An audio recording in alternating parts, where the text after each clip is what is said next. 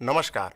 मैं आज जिस विषय पे बात करने जा रहा हूँ उसका शीर्षक है सिद्ध एवं नाथ साहित्य का भक्ति काल पर प्रभाव। इससे पहले कि हम विषय की ओर बढ़ें, हम कबीर दास द्वारा लिखित एक पद को देखना चाहेंगे। कांकर पाथर जोड़ के मस्जिद लई बनाए, तापर चढ़ी मुल्ला बाग दे, क्या बहरा हुआ खुदाए। मस्जिद भीतर मुल्ला पुकारे, क्या साहब तेरा बहरा है। चिंटी के पग नेवर बाजे, सो भी साहब सुनता है। पंडित होए क्या आसन मारे, लंबी माला जपता है। दिल में तेरे कपट कतरनी, सो भी साहब लगता है। अब देखिए, इस पद में आप देख रहे हैं कि वो तत्कालीन समाज में हिंदुओं और मुसलमानों के जो धार्मिक आडंबर हैं, पाखंड हैं, उस पर कितनी कठोरता से और कितनी तीक्ष्णता से वो प्रहार करते हैं। सोचने वाली बात है। ये कोई मामूली बात नहीं है, ये कोई मामूली चीज़ नहीं है। ये इसके लिए बहुत साहस की ज़रूरत पड़ती है। अब ये साहस वो पाते कहाँ से हैं, ये पहली बात हुई। दूसरी बात मैं ये कहना चाहूँगा कि हिंदी साहित्य में जो भक्ति काल है वो आखिर आया कहाँ से। इसको लेकर के दो पहलू दिए जाते हैं विद्वानों के द्वारा, जिसमें पहला पक्ष है कि ये बाहरी प्रभाव की वजह से आया और इसके इस सिद्धांत के या इस विचारधारा के मान्यता के प्रवर्तक हैं आपके आचार्य रामचंद्र शुक्ल। एवं दूसरा जो सिद्धांत है, दूसरी जो विचारधारा है, वह है आभ्यंतरिक प्रभाव, कि भक्ति काल की शुरुआत जो है इसके आभ्यंतरिक कारणों की वजह से ही हुई। और इसके पुरोधा हैं आचार्य हजारी प्रसाद द्विवेदी। हजारी प्रसाद द्विवेदी का मानना है कि यह बाहरी प्रभाव जिसे रामचंद्र शुक्ल ने इस्लाम के आगमन के कारण बताया था, यह केवल 1/4 हिस्सा मात्र है। बाकी 3/4 हिस्सा जो है वह आभ्यंतरिक प्रभाव है। और वही आभ्यंतरिक प्रभाव आज हम इस पाठ के माध्यम से हम देखेंगे।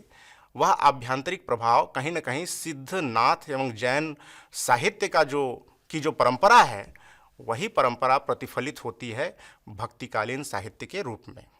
हम यहाँ विशेष रूप से भक्तिकाल में सिद्धों एवं नाथों के का जो योगदान है, उनका जो असर पड़ा है भक्तिकाल के साहित्य पर, उस पर बात करेंगे। क्या है ये असर? इसे जब हम देखेंगे तो मूलतः हम इसे दो भाग में बांट कर देखते हैं। पहला हिस्सा भाव पक्ष और दूसरा हिस्सा शिल्प पक्ष का है।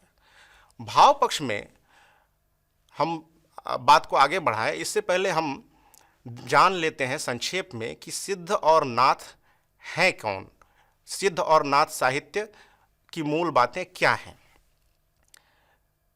सिद्ध साहित्य के बारे में अगर हम बात करें तो ये सिद्ध संप्रदाय के साधकों द्वारा लिखा गया साहित्य है। अब ये सिद्ध संप्रदाय के साधक कौन हैं? ये सिद्ध संप्रदाय के साधक दरअसल बौद्ध धर्म की जो शाखा है वज्रयान और सहजयान, उनसे उत्पन्न हुई है। और ये मूलतः 8वीं शती से 12वीं शती तक के मध्य में इनका समय माना जाता है। और इस दौरान ये भारत के लगभग पूर्वी क्षेत्र में बंगाल, बिहार, असम, उड़ीसा, ये जो क्षेत्र है, इस क्षेत्र में इनका मूल जो है स्थान रहा है। और इनके नालंदा विश्वविद्यालय एवं विक्रमशिला विश्वविद्यालय जो है, इनके लिए विशेष स्थान रहे हैं। इसके अलावा श्री पर्वत, यह इनके लिए बहुत ही पवित्र स्थान रहा है। सिद्धों की संख्या मूलतः 84 मानी गई है और इनके नामों के साथ पा प्रत्यय जुड़ा रहता है।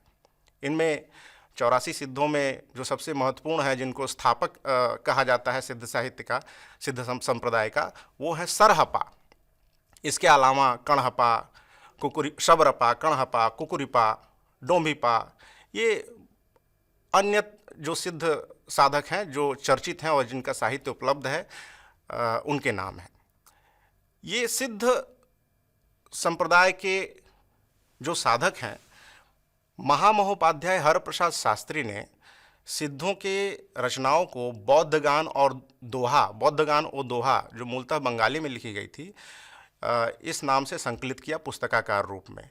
इसके अलावा राहुल सांकृत्यायन जी ने भी दोहा कोश एवं हिंदी काव्यधारा के नाम से पुस्तकें संकलित की, जिसमें मूल रूप से सिद्धों का साहित्य जो है दिखाई पड़ता है।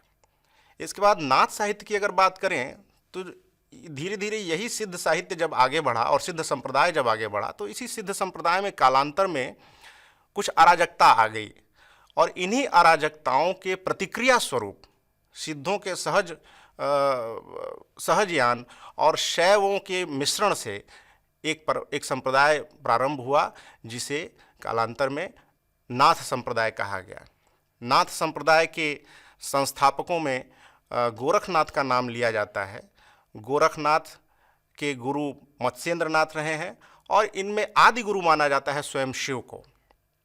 मत्स्येंद्रनाथ और गोरखनाथ को लेकर के लगभग कुल 9 नाथों की संख्या मानी जाती है। इसके अलावा भी जालंधर नाथ, चौरंगी नाथ, चरपट नाथ और भर्तृहरि जैसे बहुत से महत्वपूर्ण नाथों का जिक्र आता है। ये नाथ मूलतः भारत के पूर्वी क्षेत्र में, जहाँ उत्तर प्रदेश, पंजाब, हरियाणा, राजस्थान, गुजरात, ये जो क्षेत्र है, इस क्षेत्र में इनकी स्थिति देखी जाती है। वर्तमान समय में हम देखें तो नाथों के ही गुरु गोरखनाथ के नाम पर एक शहर का बाकायदे नाम जो है वो रखा हुआ है, जिसे हम गोरखपुर के रूप में जानते हैं। और गोरखपुर में गोरखनाथ का एक बहुत बृहत मंदिर भी है, जिसका नाथ संप्रदाय में बेहद महत्व रहता है। गोरखनाथ की बात करें तो इनकी 40 पुस्तकें मानी जाती हैं, जिनमें से कुछ पुस्तकें ही उपलब्ध हैं। गोरखवाणी, गोरखसार, गोरख संहिता, योग चिंतामणि, ज्ञान प्रकाश शतक आदि प्रमुख हैं जिनमें। इन सभी पुस्तकों को संकलित करके डॉक्टर पीताम्बर दत्त बड़थवाल ने गोरखबानी नाम से एक पुस्तक जो है संपादित किया, जिसमें इनकी रचनाएं संकलित है। राहुल सांकृत्यायन की जो पुस्तक है हिंदी काव्यधारा, उसमें भी नाथों का साहित्य उपलब्ध होता है। तो ये संक्षेप में हमने सिद्धों एवं नाथों के बारे में बात किया। अब हम देखेंगे कि इन सिद्ध एवं नाथ संप्रदाय के जो साहित्य है, इस साहित्य का परवर्ती भक्ति काल के साहित्य पर क्या असर पड़ा और भक्ति काल के साहित्य पर जो प्रभाव पड़ा उसके कारण पूरे साहित्य की परंपरा पर, पूरे हिंदी साहित्य की परंपरा पर वो किस रूप में जो है वो प्रतिफलित हुई और कैसे वो एक अंतर लाता है। तो सिद्ध एवं नाथ के साहित्य का प्रभाव को हम 2 रूप में देखेंगे, भाव पक्ष और शिल्प पक्ष। हम यहाँ बात करेंगे भाव पक्ष की। भाव पक्ष में जिस पहले शीर्षक पर हम ध्यान देंगे वो है गुरु की अवधारणा। जैसा कि हम सभी को पता है कि भक्ति काल में गुरु का बड़ा महत्व है, और सिर्फ भक्ति काल ही नहीं, जितना भी धार्मिक साहित्य रहा है सभी में गुरु का बड़ा महत्व है। राहुल सांकृत्यायन की बात अगर हम मान करके चलें तो राहुल सांकृत्यायन कहते हैं कि गुरु परंपरा का वास्तविक आरंभ सिद्ध साहित्य से ही होता है और इसी परंपरा को आगे चल करके संतों ने उसका निर्वाह किया। लेकिन मैं इसको अतिरंजित वाक्य अगर ना मानूं तो मैं इसमें जोड़ सकता हूं कि सिद्ध परंपरा के प्रभाव से हिंदी साहित्य में गुरु की अवधारणा की जो है शुरुआत होती है। गुरु की अवधारणा पर अगर हम बात करें तो हम देखेंगे कि भक्ति काल में जितने भी संत हुए, साधक हुए, भक्त हुए, उन्होंने जो भी लिखा उसमें गुरु की प्रशंसा की है। गुरु की प्रशंसा की एक पूरी परंपरा पहले से चली आ रही थी, जिसका निर्वाह हिंदी में भी किया गया। अगर राहुल सांकृत्यायन की बात माने तो राहुल सांकृत्यायन कहते हैं कि गुरु परंपरा का वास्तविक आरंभ मूलतः सिद्धों ने ही किया था और इसी परंपरा का निर्वाह आगे चल करके कबीर आदि जैसे संतों ने किया, और जिससे ये परवर्ती काल में ये हिंदी साहित्य के अन्य जो भक्तिकालीन कवि हैं उन्होंने भी इनका निर्वाह किया है। इसे अगर अतिशयोक्ति भी माने तो भी हम इतना तो स्वीकार कर ही सकते हैं कि हिंदी साहित्य में कम से कम सिद्धों के द्वारा यह शुरुआत की गई परंपरा आगे प्रचलित रही। और गुरु का इतना महत्व क्यों है? क्योंकि गुरु सिद्ध साधना में सहज अवस्था को प्राप्त किया हुआ व्यक्ति होता है। तो गुरु को पता होता है कि इस साधना की चरम अवस्था तक पहुंचने के क्रम में किन किन अवस्थाओं को पार करना होता है और इन अवस्थाओं तक पहुंचने में क्या क्या कठिनाइयां और समस्याएं आती हैं, और साधक को इन समस्याओं से रूबरू होने पर किस तरीके से उनका सामना करना पड़ेगा, इसका परामर्श गुरु ही दे पाएगा। इसलिए गुरु का बड़ा महत्व होता है। पीताम्बर दत्त बड़थवाल ने हिंदी काव्य की निर्गुण धारा नामक पुस्तक में वो कहते हैं कि साधुओं की संगति को सत्संग नाम दिया जाता है और वस्तुतः गुरु अथवा मार्ग प्रदर्शक की खोज में ही किया जाता है, क्योंकि साधक के लिए इस बात की कौन सी गारंटी है कि वह ठीक राह पर चल रहा है जब तक उसे कोई व्यक्ति निश्चित मार्ग से विपथ होते समय बतला न दे। कबीरदास ने भी यह गुरु की जो परंपरा है, भेदी गुरु विशेष रूप से जो हर भेद जानता है, उसका निर्वाह किया है। कबीरदास कहते हैं, वस्तु कहीं ढूंढे कहीं कही विधि आवे हाथ, कह कबीर तब पाइए भेदी लीजे साथ।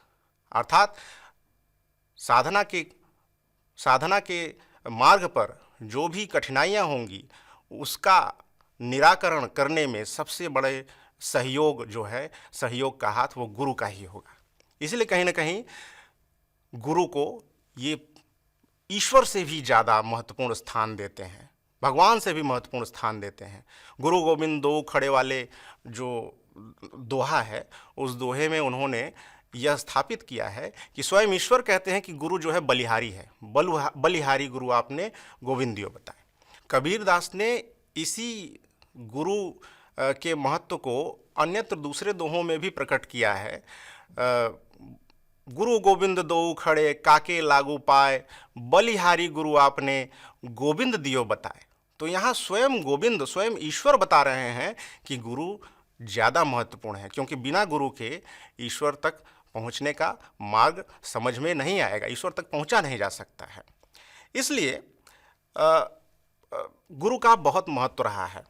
हम आगे देखते हैं कि गुरु को भवसागर के अंधकार में दीपक दिखाने वाले बिंब के रूप में भी देखा जाता है। गुरु जो है दीपक दिखाने वाला होता है, और इसी उदाहरण को भक्तिकाल के अन्य कवियों ने भी जगह जगह पर लिया है।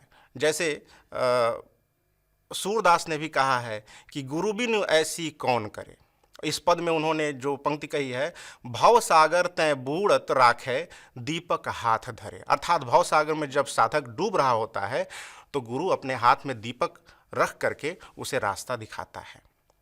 तो इस तरीके से हम देखते हैं कि गुरु की सम्मान की एक परंपरा चलती है। सरहपा का एक दोहा है, गुरुवाक पुंछिया बिंध नियमन बाणे, एके सरे संधाने बिंदह परम निवाणे। अर्थात गुरुवाक रूपी तीर जो है वो शिष्य के हृदय में जो है सीधे जाकर के लगता है और उसे निर्वाण की प्राप्ति हो जाती है। यहाँ गुरु को एक धनुर्धारी के रूप में दिखाया गया है जो तीर चला रहा है, अपने वाक के तीर चला रहा है। इस शूरवीर का जो बिंब है, शूरवीर गुरु का जो बिंब है, इसे कबीर ने भी पकड़ा है। कबीर कहते हैं, सतगुरु सांचा सूरिबा सबद जुबाह्या एक, लागत ही भव मिल गया पड़या कलेजे छेक। तो इस तरीके से हम देखते हैं कि सिद्धों ने, नाथों ने भी गुरुओं की प्रशंसा की है। गोरखनाथ पर उनके गुरु के साथ जो विभिन्न कृपाएं हुई हैं और विभिन्न घटनाएं हुई हैं, उनको लेकर के बहुत सारी लोक कथाएं आम जनजीवन में भी प्रचलित हैं। गोरखनाथ स्वयं कहते हैं, चेला सब सूता नाथ सतगुरु जागे, दसवें द्वारी अवधु मधुकरी मांगे, कथंत गोरखनाथ गुरु उपदेशा, मिल्या संत जन टल्या अंदेशा। अर्थात जब गुरु मिलते हैं तो सारी बाधाएं, सारे अंदेशे जो है टल जाते हैं। सूफी साहित्य की अगर बात करें तो सूफी साहित्य में जायसी ने नाथों को बड़ा महत्व दिया है। यहाँ तक कि गुरु शब्द के पर्याय के रूप में उन्होंने गोरखनाथ का जिक्र किया है। उन्होंने कहा है, बिनु गुरु पंथ न पाइए, भूले सो जो भेंट, जोगी सिद्ध होई तब जब गोरख सो भेंट। अर्थात गोरख यहाँ स्वयं प्रतीक बन गए हैं गुरु के। तो जायसी या सूफी साहित्यकारों के लिए नाथ साहित्य का इतना महत्व है और नाथ साहित्य का इतना प्रभाव उनके ऊपर पड़ा है।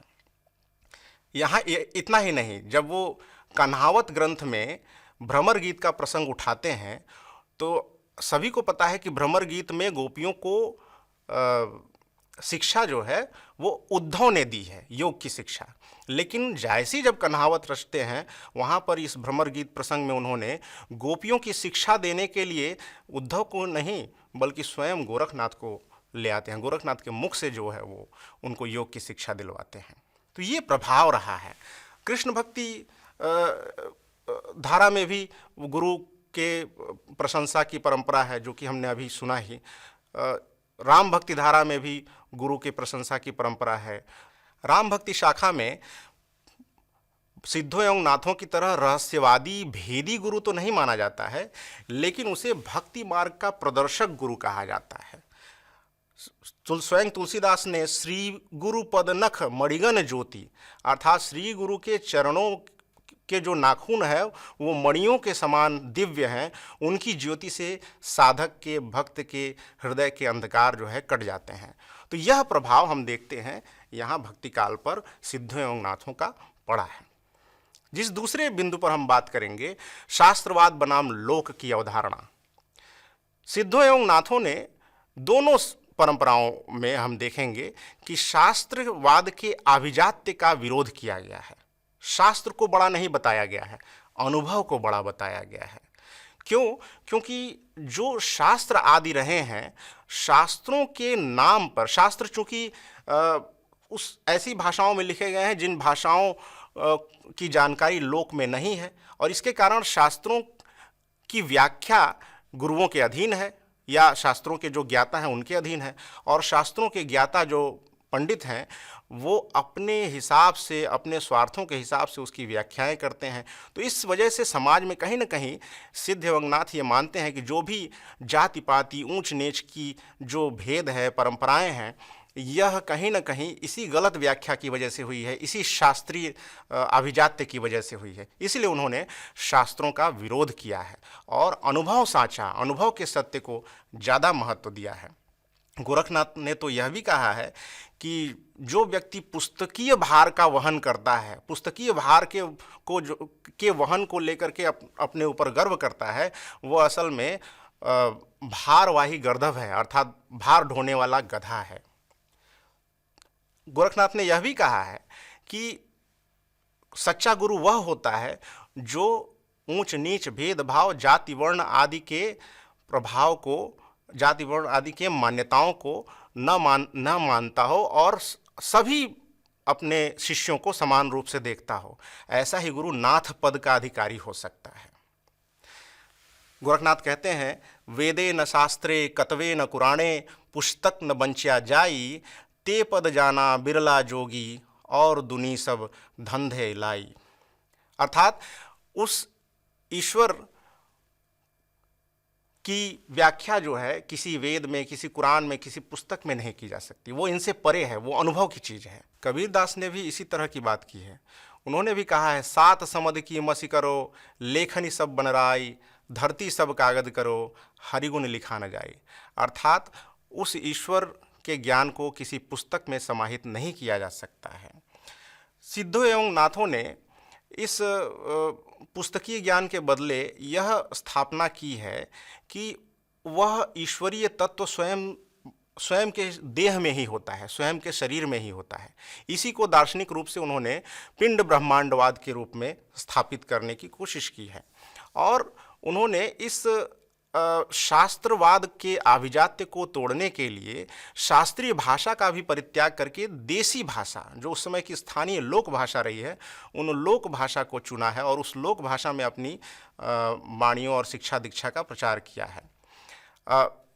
इसका प्रभाव इतना ज़्यादा पड़ा है, कबीर पर तो पड़ा ही है, साथ ही साथ सूफी साहित्य पर भी उसका प्रभाव पड़ा है। सूफी साहित्य में जोगियों को दिखाया गया है और जोगियों को बहुत ही महत्वपूर्ण रूप में दिखाया गया है। पद्मावत में राजा रत्नसेन को जोगी बनते हुए दिखाया गया है, अर्थात जोगी को ही नायक के रूप में दिखाया गया है।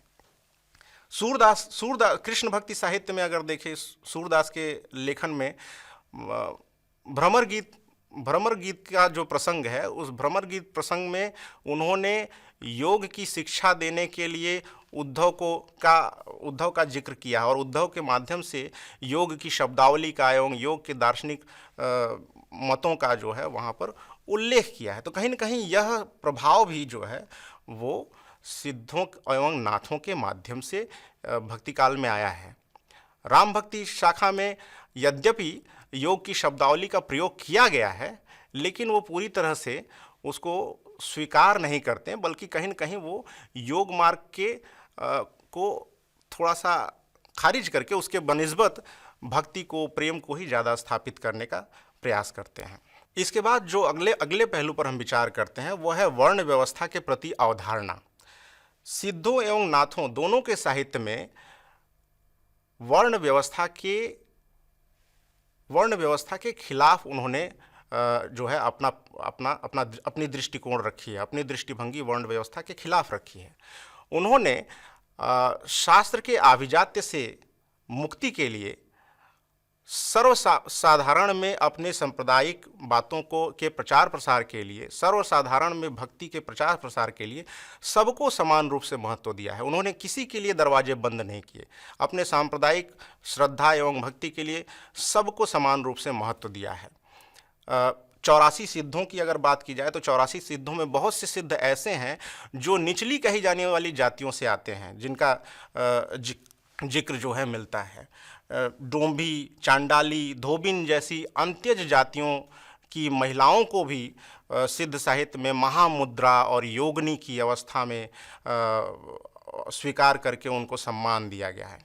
नाथों में भी निचली तथा कथित निचली कही जाने वाली जातियों के लोगों को भी नाथ पंथ में स्वीकार तो किया ही गया है। यद्यपि उन्होंने स्त्रियों को चूंकि माया और बाघिनी माना है, इसलिए स्त्रियों को वहाँ पर नाथ पथ में वर्जित तो रखा गया है, लेकिन कहीं न कहीं समाज में जो वर्ण व्यवस्था के नाम पर दूसरे जो भेद किए जाते थे उसको स्वीकार नहीं किया गया है। नाथ तो इससे एक कदम और आगे जाते हैं। उन्होंने जो अन्य धर्म के अनुयायी थे उस समय, उनको भी अपने संप्रदाय में मिलाया है, मुसलमानों को भी अपने संप्रदाय में मिलाने की कोशिश की है और इसके प्रतिरोध में जो कुछ भी समाज में प्रचलित था उसको उन्होंने खारिज करने की कोशिश की है अपने लेखनी के माध्यम से या अपने उपदेशों के माध्यम से। सरहपा की उक्ति है, ब्राह्मणी म जानंत ही भेव एवई पढ़ियऊ एवई चौयऊ मट्टी पानी कुशलई पढ़ंत घर ही वैसी अज्ञ हुड़ंत। अर्थात ब्राह्मण कोई रहस्य की बात नहीं जानता, वो मिट्टी, पानी, कुश आदि लेकर के अपने ही घर में जो है वो यज्ञ आदि करता है। उनकी एक यह भी उक्ति है कि यज्ञ आदि करने से कुछ भी नहीं होता, बल्कि आँखों में धुआं लग करके आँखों का नाश ही होता है। कड़हपा जो है वो कहते हैं इस वर्ण व्यवस्था के माध्यम से जो बाह्याचार फैला हुआ था, कर्मकांड फैला हुआ था, उस पर वो प्रहार करते हुए कहते हैं कि ये जो कर्मकांड होता है धर्म के नाम पर, ये सभी कहीं न कहीं समाज में जो है वो एक भ्रम, एक रूढ़ी या अराजकता फैलाने का काम करते हैं। गोरखनाथ के अनुसार वर्ण आधारित पक्षपात से परे रहने वाला ही नाथ पद का अधिकारी हो सकता है। तत्कालीन समाज में जो पूजा स्थल है, मंदिर है, मस्जिद है, ये वर्ण भेद की प्रयोगशाला थे। जबकि सिद्ध मानते हैं कि ईश्वर किसी तीर्थ, मंदिर या किसी अन्य धार्मिक स्थल पर नहीं रहता, वो तो स्वयं के ही शरीर में रहता है, स्वयं के ही देह में रहता है। बच्चन सिंह ने इन्हीं विशेषताओं को देखते हुए कहा है कि जहाँ तक सिद्ध जाति पाति की प्रथा, ऊंच नीच का भेदभाव, शास्त्र विजड़ित तत्ववाद और बाह्याडंबर का विरोध करते हैं, वहाँ तक इनकी भूमिका निस्संदेह प्रगतिशील है। इसके बाद हम देखते हैं कि बाह्याचार के प्रति भी इनकी अवधारणा पड़ी है, दिखाई देती है, जो कि भक्ति काल को प्रभावित करती है। सिद्धों और नाथों ने आंतरिक सुचिता को बल दिया है, सहज साधना को बल दिया है। किसी प्रकार के जो है कर्मकांड पर वो ज़्यादा महत्व नहीं देते हैं। कर्मकांड में उलझ करके असली भक्ति दूर हो जाती है, असली साधना बाधित होती है, इसे उन्होंने बताने की कोशिश की है।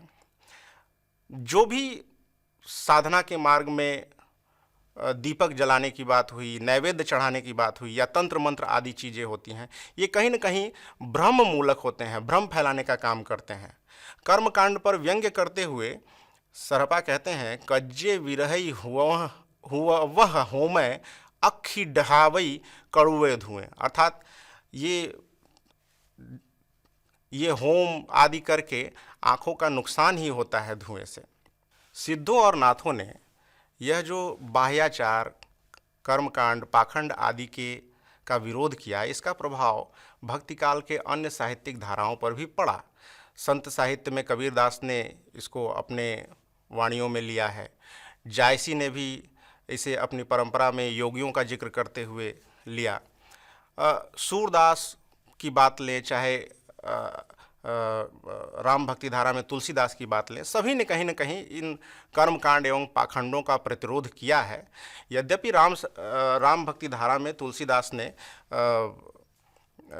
ने जो है वो वैदिक कर्मकांडों का एकदम से विरोध न करके जो पाखंड फैलाए गए हैं, रूढ़ियाँ फैलाई गई हैं, उनका प्रतिवाद किया। अगला जो विशेष रूप से कर लेना चाहिए, स्त्री के प्रति जो अवधारणा है, वो सिद्धनाथों की अवधारणा बाद में पूरे हिंदी साहित्य पर और भक्तिकाल पर तो इसका विशेष प्रभाव पड़ा ही। स्त्री को लेकर के दो तरह की अवधारणा आती है, एक सिद्ध साहित्य की अवधारणा और दूसरी नाथ साहित्य की अवधारणा। सिद्ध संप्रदाय में स्त्रियों को बड़ा ऊंचा दर्जा प्राप्त था। स्त्रियों को साधना के क्रम में एक ऐसा स्थान प्राप्त था कि उनके सहयोग के बगैर परम महासुख, जो उनका दार्शनिक शब्द है, वो प्राप्त ही नहीं किया जा सकता है। तो उनके सहयोग की बहुत ज़रूरत थी, इसलिए स्त्रियों को महायोगिनी कहा जाता था।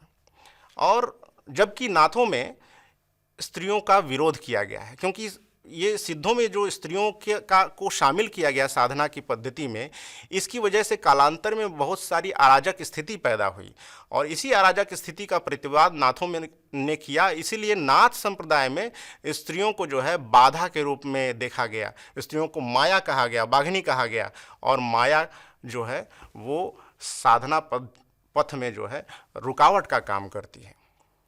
संत साहित्य इनके प्रभावों को अगर देखें हम, तो दोनों प्रभाव, सिद्धों के प्रभाव और नाथों के प्रभाव परवर्ती भक्तिकाल पर दिखाई पड़ते हैं। कबीरदास ने नाथों के पहलू को ज़्यादा स्वीकार किया। कबीरदास ने भी स्त्रियों को, नारी को जो है साधना के पथ पर बाधक ही समझा। लेकिन सूरदास की अगर हम बात करें, कृष्ण संप्रदाय की अगर हम बात करें, तो वहाँ पर सिद्धों की परंपरा का प्रभाव ज़्यादा दिखाई पड़ता है। हिंदी साहित्य की दार्शनिक पृष्ठभूमि नामक पुस्तक में विश्वंभर नाथ उपाध्याय ने कहा है कि सिद्धों के इसी युगनद्ध और सहज दर्शन को परवर्ती वैष्णव कवियों जयदेव, विद्यापति, चंडीदास को राधा कृष्ण केली विलास की दार्शनिक पीठिका प्रदान करने वाला माना है।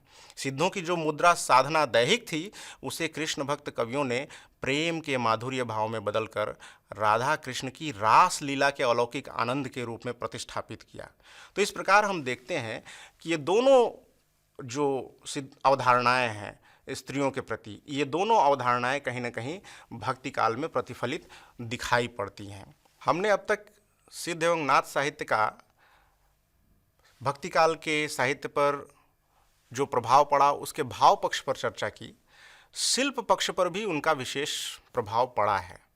सबसे पहले जो हम देखते हैं कि रहस्यवादी जो साधना पद्धति है, उसको प्रकट करने के लिए उन्होंने बहुत से ऐसे शब्दावली का प्रयोग किया जो आगे चलकर सांप्रदायिक साहित्य से निकल करके वो साहित्य की मुख्य धारा में आई।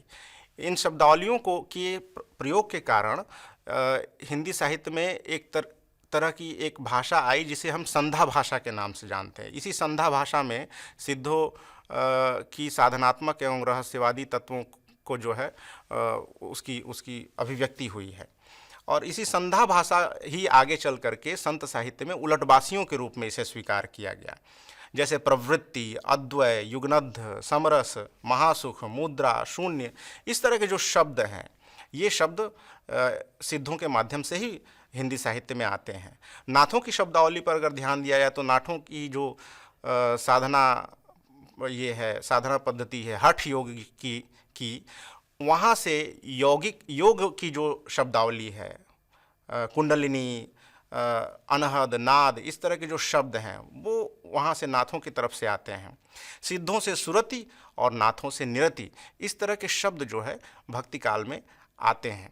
जायसी मतलब सूफियों के साहित्य में भी नाथों के शब्दावली का काफ़ी प्रयोग दिखाई पड़ता है। सूरदास के भ्रमर गीत प्रसंग में भी उन्होंने जब योग की शिक्षा दी जा रही है तो वहाँ नाथों की शब्दावली का व्यवहार किया है। सिर्फ शब्दावली ही नहीं, प्रतीक और बिंब का भी असर जो है भक्ति काल में पड़ा है। सिद्धों ने जिन प्रतीकों का प्रयोग किया है, नाथों ने जिन प्रतीकों का प्रयोग किया है और जिन बिंबों का प्रयोग किया है, उनका प्रयोग जो है कहीं ना कहीं भक्ति काल के कवियों को भी प्रभावित करता है। सिद्ध की पंक्ति है, सरहपा की पंक्ति है, का आ तरुअर पंच बिड़ाल। यह जो पंच बिड़ाल है ये पंच विकार के प्रतीक के रूप में आए हुए हैं, जो कि कबीर में यत्र तत्र जहाँ तहाँ दिखाई पड़ते हैं। चंद्रमा, सूर्य, नदी, नाव, कमल, गगन आदि जैसे जो शब्द हैं ये अलग माने यौगिक शब्दावली के रूप में, साधनात्मक शब्दावली के रूप में, नए अर्थों के रूप में प्रयुक्त हुए हैं। कबीर ने कहा, मोको कहाँ ढूंढो रे बंदे, मैं तो तेरे पास में। तो यहाँ यह जो है यह देह ही तीर्थ है, देह में ही सब कुछ है। यह जो सिद्धों की अवधारणा है यही प्रतीक कहीं न कहीं कबीर की कविताओं में भी आती है। इसी तरह हम जब देखेंगे तो बाकी जितनी धाराएं हैं भक्ति काल की, सूफी साहित्य, राम भक्ति साहित्य, कृष्ण भक्ति साहित्य, सब में कहीं न कहीं ये प्रतीक और बिंब जो है उभर करके आते हैं। शैली पर भी असर पड़ा है, शैली का बल्कि बहुत ज़्यादा असर पड़ा है। सिद्धों और नाथों के साहित्य में जो चौपाई के बाद दोहों और सोठों को रखने की जो प्रवृत्ति है, जिसे कड़वक शैली का नाम दिया गया है, इस कड़वक शैली का बहुत ज़्यादा असर भक्तिकाल के साहित्य पर पड़ा है। विशेष रूप से हम देखें तो तुलसीदास का रामचरितमानस और जायसी का पद्मावत इसी कड़वक शैली में लिखा गया है। तो भक्तिकाल के छंद को भी जो है उस सिद्धों एवं नाथों के साहित्य ने प्रभावित किया है। भक्तिकाल के कवियों में जो अक्खड़ता है, जो तार्किकता है, जो व्यंग्य है, यह भी कहीं न कहीं सिद्धों और नाथों से आती है। इन्हें हम कबीर के पूरे साहित्य में देख सकते हैं, सूरदास के भ्रमर गीत प्रसंग में देख सकते हैं। राम भक्ति धारा में जो शुष्क योग था, नाथों का जो शुष्क योग था, उसको उन्होंने सरस भक्ति में परिणत करके उसका जो है प्रयोग किया है। इस तरीके से हम देखते हैं कि सिद्ध एवं नाथ संप्रदाय पूरे भारतीय परंपरा में जिस रूप से महत्वपूर्ण है, उसी तरीके से सिद्ध एवं नाथ का साहित्य हिंदी साहित्य में उतना ही महत्वपूर्ण स्थान रखता है। दूसरी एक बिंदु हम जो देखते हैं कि रामविलास शर्मा ने जो लोकवादी साहित्य की, लोकवादी धारा की बात की थी, कहीं न कहीं हम देखते हैं कि यह लोकवादी धारा अपने उत्स में सिद्ध एवं नाथ साहित्य से जाकर के जुड़ जाती है। वर्तमान समय में जो अस्मितामूलक विमर्श किए जाते हैं, कहीं न कहीं हम उन अस्मितामूलक विमर्शों के भी तार अगर खोजें तो वो सिद्ध एवं नाथ साहित्य में जुड़ जाएंगे। स्त्री साहित्य, दलित विमर्श आदि को भी हम वहाँ से आधुनिक संदर्भों में बिल्कुल नहीं जोड़ पाएंगे, लेकिन उनके सूत्र हम वहाँ से देख पाएंगे। और अंत में मैं ये कहना चाहूँगा कि पूरी भारतीय जो परंपरा है, ज्ञान की जो परंपरा है, उसको अगर सिद्ध एवं नाथ साहित्य को अगर हम नहीं देखें तो वो उसके निरंतर्य को हमें समझने में असुविधा होगी। तो भारतीय ज्ञान परंपरा को समझने में भी कहीं न कहीं सिद्ध एवं नाथ साहित्य का बेहतरीन जो है प्रभाव पड़ा है।